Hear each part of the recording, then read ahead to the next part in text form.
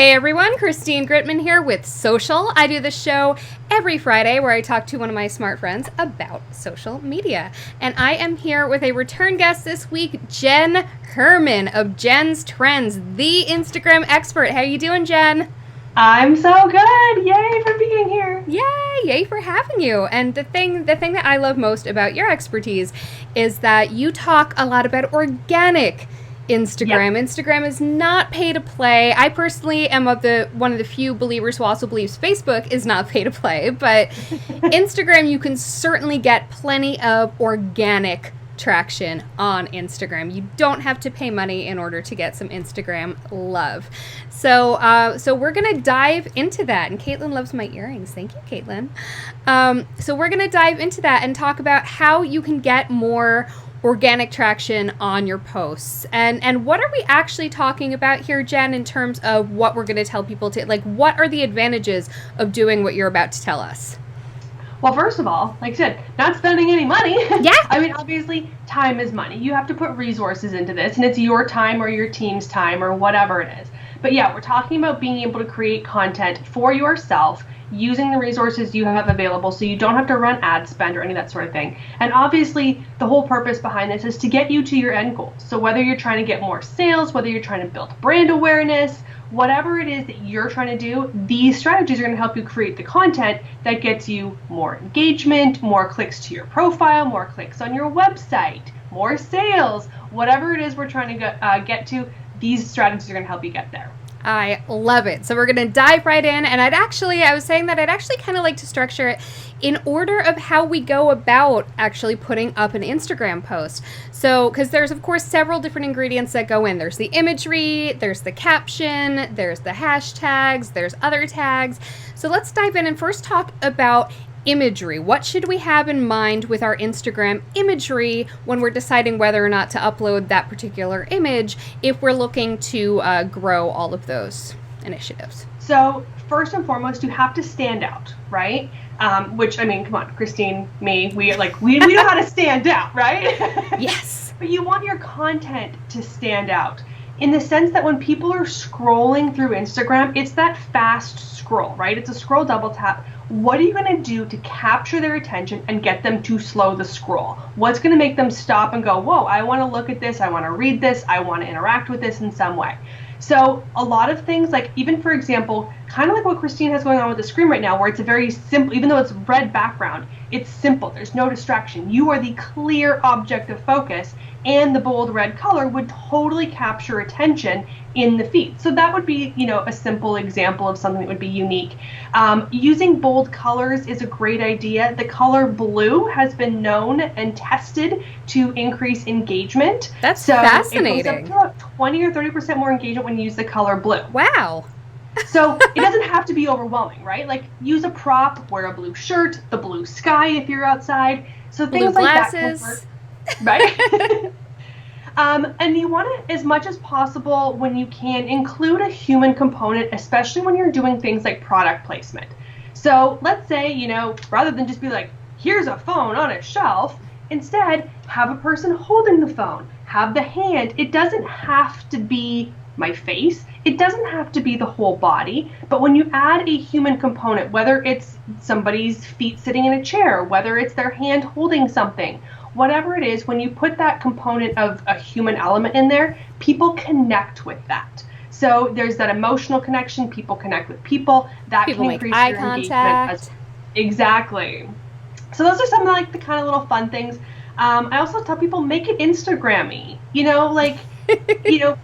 Things that do well on Facebook don't necessarily do well on Instagram. So Instagram is about photos, not those like graphic flyer type things with lots of tags. Yes. Really busy. That's a no-no. Seeing people just post a JPEG version of their PDF flyer is, right? I'm just like, no, man, no one's reading that. Exactly. And on Instagram, like you've got a small square. No, have a beautiful photo and put all that text from the flyer in the caption.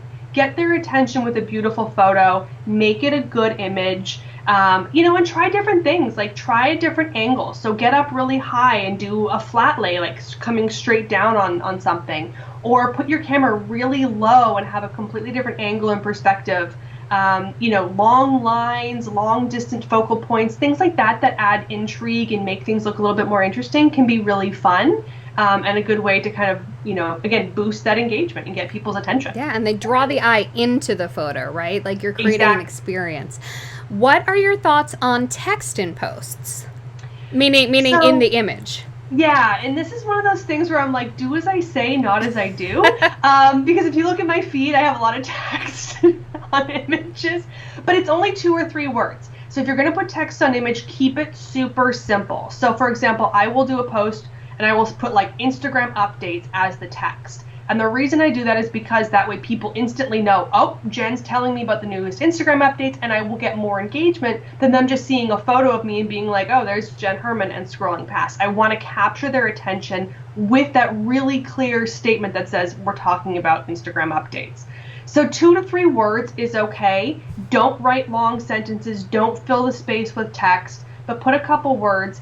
In general, I recommend avoiding putting any text in your images on Instagram, but if you're going to do it, test this out, see how it works with your audience, see what your audience reacts to. If they react positively when you add a couple words of text, then do that more often. If it's not working for you, then stop doing it and go back to having all the text in your caption. Love that. I'm going to be really annoying for a second. My focus is just every time. Because your microphone is like, the fuzzy on your microphone is like moving, so I think it's capturing the. Oh, I think you're sensor. Right. Okay, so over here, camera. Right, I'm over here today. Yes, jazz hands. Greg is going to cut this out of the podcast. Okay, so what do you feel about a lot of people do that thing where they have a nice little graphic lockup that they do that it's branded, but they put a quote, and sometimes they'll do it like every other graphic. Every other post on Instagram is a quote. So what are your thoughts on that and how to use them or not use them? So yes and no. Again, this is a testing thing again, right? I personally tell people not to do them. I don't like them. I don't think they are very Instagram-y. But as Instagram becomes more widespread, as more and more people are constantly using the platform, people are used to seeing those quotes and those motivational things and the kind of memes. So they do still perform well on Instagram for some people. So again, test it out, look and see what works for you, look and see what works for your audience, and try them. If you're going to do them either on your own colored background and design, whether you're using Canva, Easel, Photoshop, something like that. Yeah, don't just grab something off of Google. Right, we're not just downloading somebody else's. Or use your own image and then put like a filter over it where you're kind of like, blurred out, or where it's definitely like kind of translucent at that point, and then you have the text over top of the image, so you own the rights to that image. There's ways that you can still kind of up the ante a little bit where it's not just, another random quote that you kind of, like I said, kind of saw off the internet. But yeah, you try them out, see what works. Some people love them, especially if you're in the coaching space. People really love the motivational, those encouragement, those motivational Monday things. So you can absolutely use them. Just do them with caution, and as always, test. Great. So we've got the images, and again, I'm gonna pull this to me. We'll see how this goes. It always happens when I have like an extra good guest. My tech just decides to embarrass me. Okay, but moving on from the tech. So you've got your image. Ideally, it is an image. It is not full of text. It's a picture. So now you have to move on to your caption. And of course, if your picture hasn't stopped their scroll, they're not even going to read the caption. Right. But let's assume that your picture was sufficiently interesting to them. How do you recommend composing a caption that's going to get actual interest? So a couple things. Yes, have a caption. That's a good starting point. Long gone are the days of where images where images do their own on Instagram. That was years and years ago, where people would say, hey, let's just post a photo and the photo will speak for itself and we'll just let it do its own thing. No, we need captions. Research has shown that 170 characters right now is about the ideal range. Interesting. Is that just the caption, or does that include hashtags? Just the caption. 170 characters. So good to know. But again, this is one of those things where test. Yeah. But that shows that people want to read something, right? They want some sort of description. They want some sort of information included in there. I recommend 1 to 3 short paragraphs. So again, that a sentence could be a paragraph, depending on how you write and how you want to break up your text. Don't have one big long run-on paragraph, because that immediately people see that they can't read that, they're not going to stop and read it. So break up into, a paragraph could be 3 to 5 lines of text, and then break and then do the next. So really creative for scannable content. But the key to getting people to read your caption is having that really powerful first sentence. So we want something that is, I always say, think of a blog post title, a great email subject header, something that is going to capture their attention and make them want to click that ... more. Because when you are scrolling through Instagram, you see the first 2 lines of a caption and then it goes to the next person's content. So to get them to read that actual caption, we want them to click ... more. So if you do something where you say, maybe you ask a question, maybe you make a bold statement, maybe you leave something that sounds a little vague and confusing that they have to click to read the rest of it. You can use emojis, use capital letters, do something to capture their attention in that first sentence. And then now that you have them reading that, that's a positive ranking algorithmically because they took action on your post. But now they can actually read it where if you've got a call to action, where if you've got, whatever story you're trying to tell, whatever question you're asking them, now they're actually going to get a chance to see that and interact with you. I love that. And to your point about leaving space in between the paragraphs, you can do line breaks now on Instagram. You used to have to compose it in notes or do some sort of shenanigans, and now I believe it is native, right?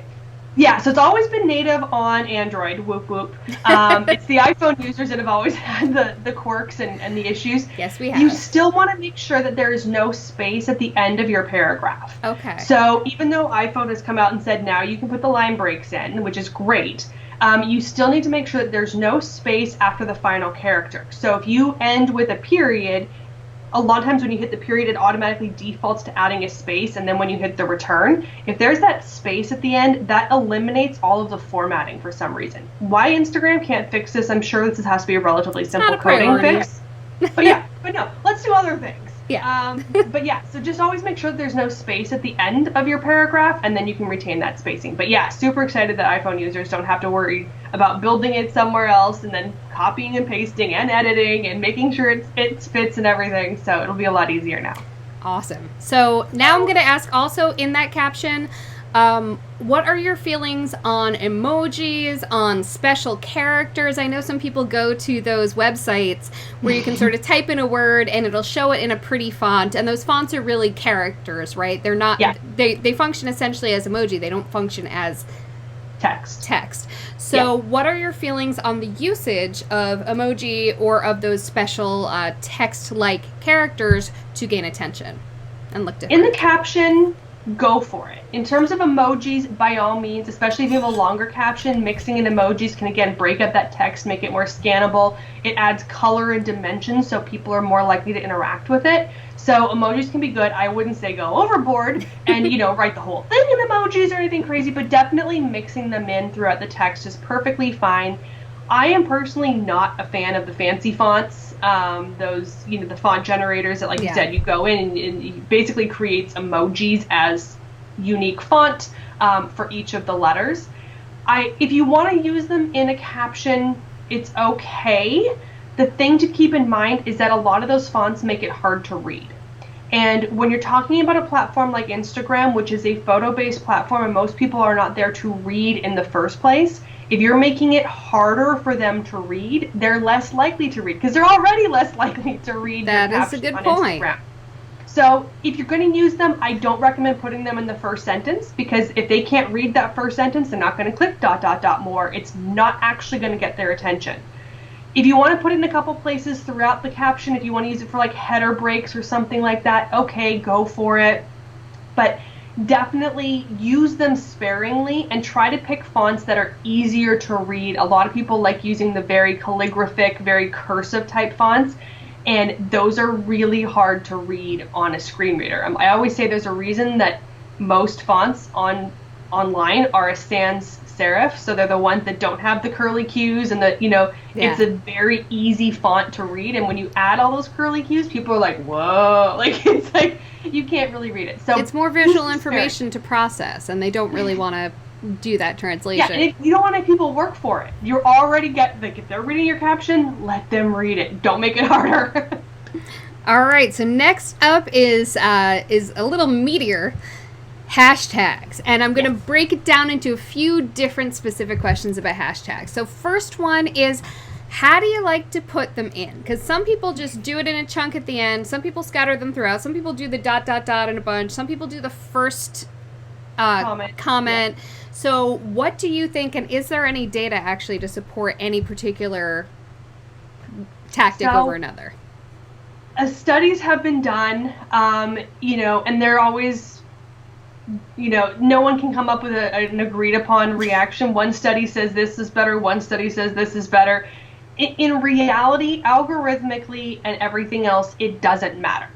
So the only caveat to that is if you're using really popular hashtags, so hashtags that have like millions and millions of posts associated with those, those you do want in the caption. Interesting, not in the first. Not in the first comment. Anything that's not a popular one, you can put in a comment without issue. The problem is when you post your content, your hashtags are associated with the date and time that your content was posted. So if you posted at 11:01 a.m.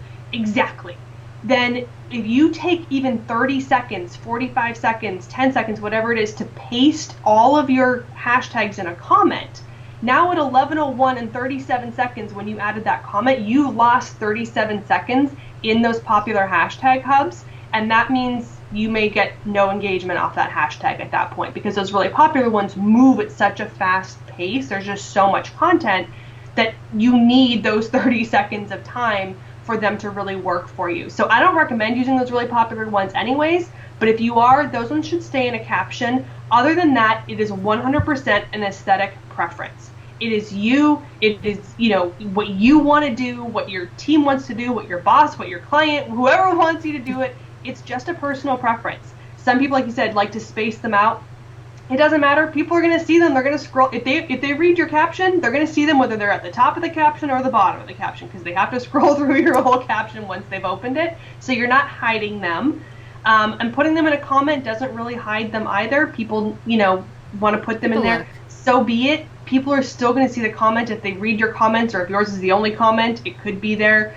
And the thing is, I always tell people, I'm like, it's Instagram. You are expected to use hashtags. People aren't offended by them. They're not like, oh, they use 22 hashtags. Like, nobody cares. And that would lead me perfectly to another question about hashtags, but I forgot one I forgot to ask about captions, which was calls to action. Yeah. How do you do that? You definitely want to incorporate calls to action. But it's worth noting we don't do this in every single post. If every single post is an ask of some sort, people stop paying attention. They stop reading because it's all about you. It's not about them. So, and there's no perfect ratio. It's not like a 3-to-1 or a 50-50. You get to decide what works for you. But calls to action can be any variety of things. It could be something as simple as, how about you? What have you experienced? Where you've asked them a question and now you say, you're basically saying, leave a comment on this post with your answer. That's essentially a call to action. Mm-hmm. It could be something like tag a friend in the comments below, which is totally allowed on Instagram for contests. Oh, that's good to know. I know Facebook kind of flags that. Yeah, so Facebook, Instagram doesn't care. But Instagram, you're all good. Good. So by all means, you can totally do that on Instagram. That's a great call to action, especially when running contests. Your call to action could be something like, click on the link in my bio. That's the most probably common one for lead generation, sales, that sort of thing. You could even say, come by the store, call me, email me, anything like that where you're giving somebody a clear action. That is your call to action. So mix them up. Don't always do the same, click on the link in the bio, click on the link in the bio. mix it up with, feel free to contact me or check out my stories. Or what are your thoughts? I like that channel. conversation starter. Exactly, because that still is generating that conversation and that engagement with them. And again, when people leave comments, that's a positive ranking algorithmically, right? That took time, that took effort. It meant they read your caption, they saw that you asked a question, they took the time to answer it.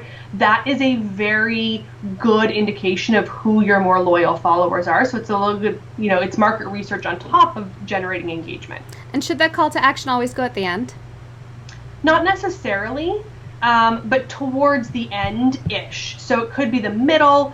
You want to have something that says, even if it's a sale, you could be like, flash sale coming up this Friday, Friday from noon to midnight Eastern, and then you could be like, click on link in bio to access the sale. And then you could have more information below it if you really want to put it up high, but you're never going to start off with just boom, a call to action. There's always going to be some sort of introduction, some sort of statement that's going to get their attention. Then we're going to have that call to action in there. Depending on what it is, like for example, if you're promoting a blog post, a YouTube video, a podcast episode, anything like that, what is it? What are they going to get out of it? Like, tell them the value add and then be like, click on the link in the bio to register, to download, to listen, etc., etc. Okay, great. So back to hashtags now. Yeah. Sorry about that brief detour. So hashtags. So again, I know that the answer to this is ultimately test it, but in terms of your recommendation, this is a two-parter about how many and also about those high-use hashtags versus those more niche hashtags. Yeah. So how many? I say use as many as you can. You can use up to 30, and they are a use it or lose it mentality. And that's what I want people to understand when they understand Instagram hashtags, because Instagram search sucks, okay? I love me Instagram. I love, everything about Instagram in so many ways. But their search criteria suck, okay? You can't just go over there and be like, hi, I want to find some, cupcake recipes. That's not something you can do. You can do that on every other platform and it'll populate results. On Instagram, you have to look for hashtag cupcakes or hashtag cupcake recipe. That's how you search. So if you're not using hashtags, you are not showing up in search. So use up to 30. The more you use, the more chance you have for search. If you're only using 5, you can only show up in 5 search results. If you use 25, you could show up in 25 search results. So more is typically better, but we do want them to be relevant to what you do, relevant to your brand, your audience, all those sorts of things.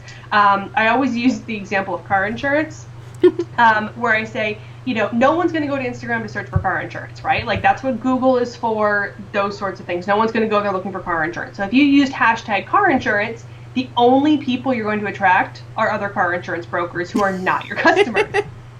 But people who are on Instagram are using things like hashtag first car, hashtag dream car, hashtag new car, hashtag, Jeep, hashtag, whatever, kind of cars they like.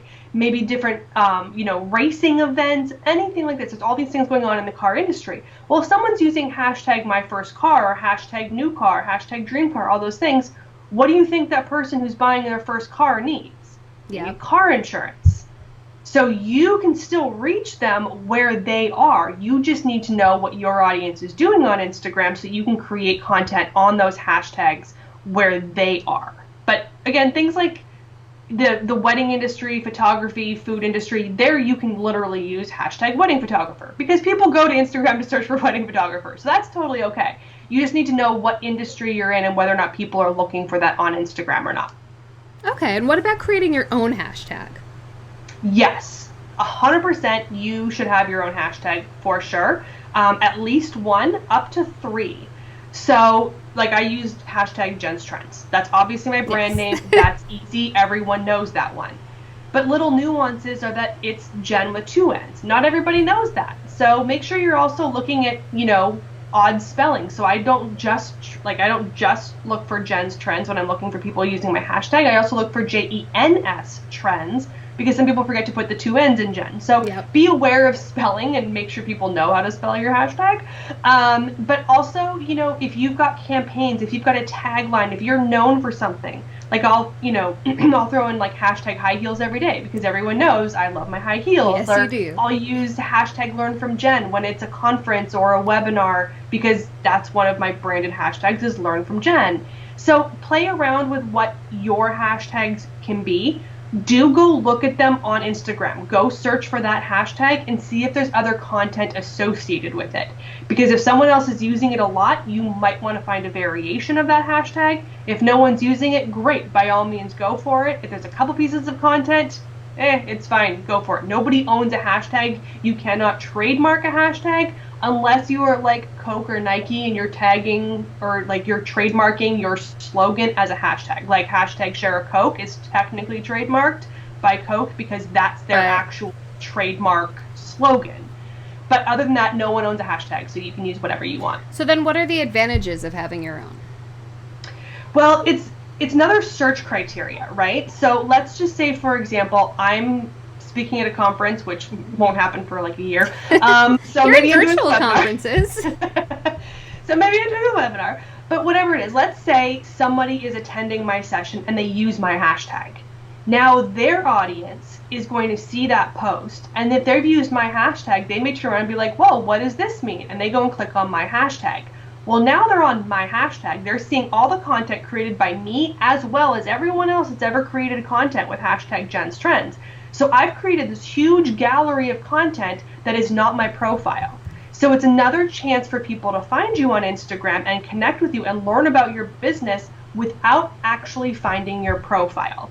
So if they had tagged at Jenn's Trends and someone went to my profile, they're going to see all my content as I've curated it, as I've shared it. But the hashtag is UGC. It's created by other people that have either attended those sessions or those sorts of things. Likewise, if you have a product-based business, if people are tagging your hashtag when they're posting about your product or your service or those sorts of things, this becomes a living testimonial gallery about your business that somebody else has the chance to find and connect with. I love that. And to that point about tags making you more findable, let's also talk about location tags and also picture tags and how to use those ideally. Well, first, one question from the get-go is that I've talked to businesses before where their location wasn't taggable on Instagram. And so how does one remedy that? So the location tag can be kind of fun. It can be kind of pain in the butt. It can be kind it's of not perfect from a Facebook product? You're kidding me. Right? Go figure.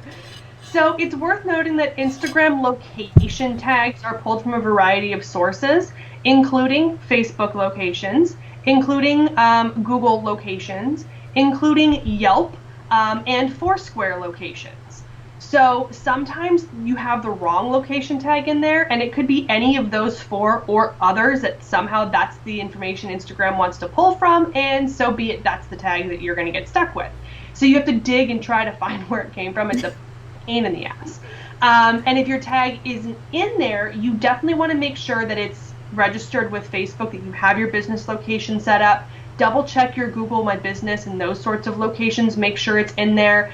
And like, go look at Yelp and Foursquare, which, has anybody used Foursquare in the last, 5 years? I don't think so. Nope. But it's still there. And Instagram still exists. pulls from it as far as I know. So go and look and make sure that your location is in those places and see if that helps get your location up there. But yes, if you can use location tags in your content, absolutely do so. If you can do it for your own business and tag your own business location, that helps. Also, don't just do that super finite location. Do broader. Tag the city, tag a neighborhood, tag a nearby location. If you're attending venues or if you're partnering with other businesses, tag their business locations in there. Mix it up so you don't always have the same central location, and that helps Instagram be like, oh, you're doing things. You're doing more things. It broadens it. When it comes to Instagram, it's always a what's in it for me, right? So if you're always being selfish and you're only worried about your own content, Instagram kind of goes like, yeah, we don't care about you. That's but when good you to share know. the love, they tend to be more reciprocal. So try to tag other locations whenever you're traveling. If you go out for dinner, if you are hanging out with your kids at a park and you want to tag that location, tag those other locations as well. It just kind of helps broaden your tag radius. And it can, there's no scientific proof of this. This is just studies that we've, tested along the years. It can help that, more of your content performs better under location tags. That is good to know, because I tagged the announcement of today's show, like I tagged the first one earlier this week as San Diego, because that's where you are. So that's good to know. And then tagging other people in the picture, if they're in the picture, duh. Yeah. But I have definitely seen some stuff get tagged just because they're trying to get someone's attention. So what are your thoughts there as to, and also tagging yourself in your posts. So what are your thoughts on responsible and strategic use of photo tagging? So I tend to use this very conservatively. I don't recommend overdoing this at all. Yes, tag people that are in the photo. So if you have a photo and there's 5 faces in the photo, you can tag the 5 faces or the 4 others if one of them is you. That's totally fine. If you want to tag the brands of the products that are in the photo, by all means, tag them. So if you're holding that product, you can tag that brand in there. That's totally fine. Tagging people for the sake of trying to get exposure on your content is a giant no-no. You don't want to do it because A, it's wrong.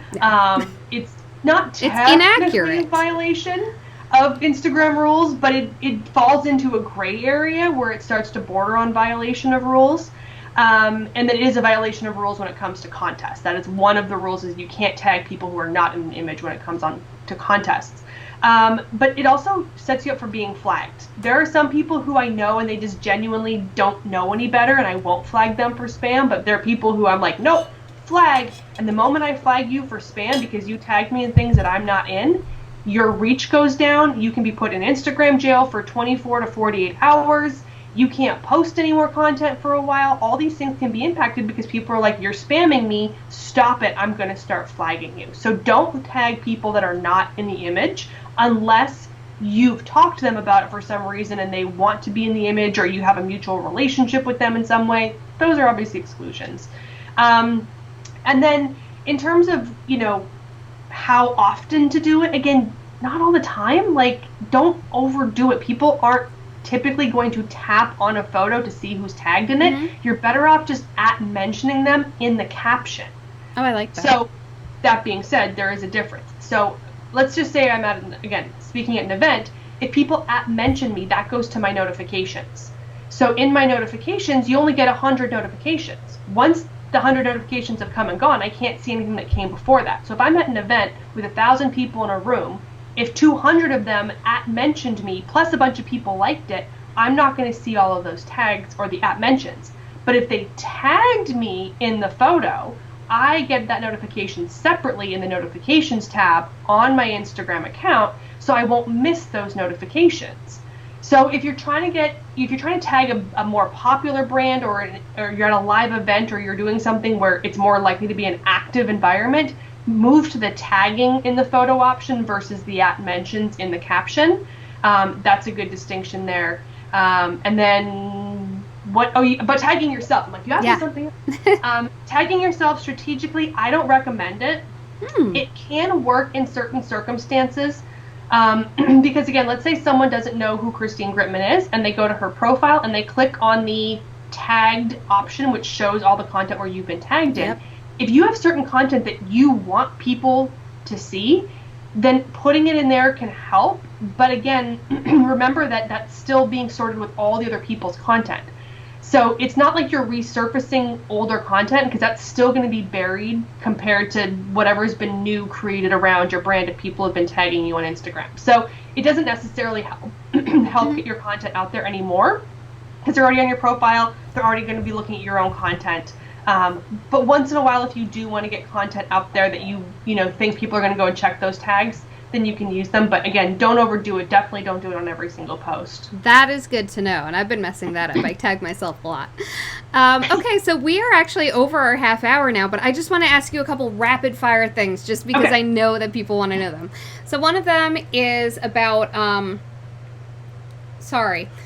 know the answer. Again, I know the answer to this is test it, but I want to hear your thoughts about frequency and when to post. So less is better. Less is better. Not cool. every single day. Ooh.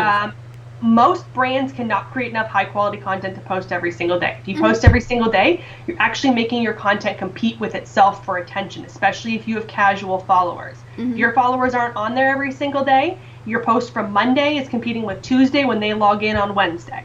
So they might only see one of those posts higher in the feed. The other one's going to be much lower. So now your content is competing with itself. So less is better. Again, this comes to testing. If you're posting 7 days a week and you feel like you're not getting enough engagement, go to 3 or 4 times a week.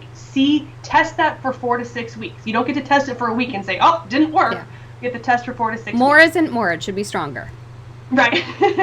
So test it out, see what happens. But yeah, definitely, I say cut it back. I always tell people I live on Instagram and I post about 1 to 2 times a month, which I think shocks everybody because this is literally what I do for a living. But if I don't have high quality content that I know my audience will react to or that is valuable to them, I do not post it. We are not checking the box to tell our boss, hey, I posted to Instagram today. That will actually hurt you algorithmically. So only post when it's high quality, relevant content that will stand out in the feed and that will serve your audience and or ultimately serve your end goal. And when do you post? So this really doesn't matter in terms of hours of the day. Again, algorithmically, when someone logs in, the content will be sorted for them. So if your audience is on at nighttime, you can still post in the morning. They're still going to see the content. It's more about days that matter most. So think about when your audience is active. We're so programmed to be like, I'm going to post Monday, Wednesday, and Friday. Yeah. But your audience is probably online Thursday, Friday, Saturday, Sunday. Because they're working, they've got the kids, they have all these things going on during the week. They're more likely to be active on the weekends. So pay attention to the days of the week that are best for your audience. Ironically, Saturday is my least interactive day. But your insights on your Instagram profile will tell you this. You can just go to your profile, go to the audience tab and scroll down and it will show you what days are your best posting days. Yes, and a note that for people who don't know, you only have those insights if you are a business or creator account. Yes. And there's no algorithmic ding to being a business or creator account. Okay, and then my final question, sorry, I know we're way over time, but my final question is, how do these pieces of advice that you've given us today, which have been fabulous, how do those relate to stories? I know that's a whole other show. So we'll be back next month on stories. So stories are completely different in a lot of ways. Posting more on stories is typically better because they only last for 24 hours. So if your audience is logging in on Wednesday and you post it on Monday, they're not going to see them. So posting more, if you could post every day on stories, by all means go for it. Hashtags on stories, you want to use less. 1 to 3 is the ideal range per story post. Interesting. Because for searchability, for actual clickability, Instagram puts a limit on the number of hashtags you can use. And there you want to go broader. Bigger is better because, again, in a 24-hour window, more people are looking for broader hashtags than they're looking for narrower hashtags. And then in terms of content, mixing it up, photos and videos. The short-form video tend to perform really well on Instagram and typically do better than photos or than text-based posts. So if you can do more videos in your stories, that can help as well. Awesome. Well, thank you so much, Jenn Herman. Thank you so very, very much for all of your Instagram knowledge. Tell people where they should find you and how they should find you. I'm everywhere as either Jenn Herman or Jenn's Trends, JENNS_TRENDS on Instagram and Twitter, Jenn's Trends on Facebook, and you'll find the Facebook group and the Facebook page. Join the Facebook group if you want to hang out with me for all breaking news related to Instagram. That's where we share everything first, and then I go talk about it everywhere else. So the group is the place to be. Awesome. Fabulous. Thank you so much, Jenn. And again, I'm Christine Gritmon. I do this every week, although I actually take August off. So next week is the last show till September. So next week, again, this is Instagram month. We're closing out Instagram month with a guest who's actually coming to us from Africa. So Tosin Ajibade. She is also known as Olori Supergal, and she has built a whole darn influencer lifestyle brand, largely using Instagram, though it's also a blog, all sorts of stuff. So she's going to talk to us next Friday about how she built her influencer brand, and I hope to see you there. Bye!